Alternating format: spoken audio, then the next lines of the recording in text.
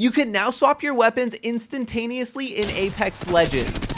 Or maybe you want an unlimited charged up Sentinel that never runs out of charge and never runs out of time. Now, I learned how to do this from one of my favorite YouTubers, InstaExploit. Be sure and check them out because they have a ton of different tutorials and other glitches for Apex Legends. Well, this is how you do it. First, you grab a shield cell and you make sure you only have one shield cell in your inventory, and we're gonna go ahead and charge up our Sentinel.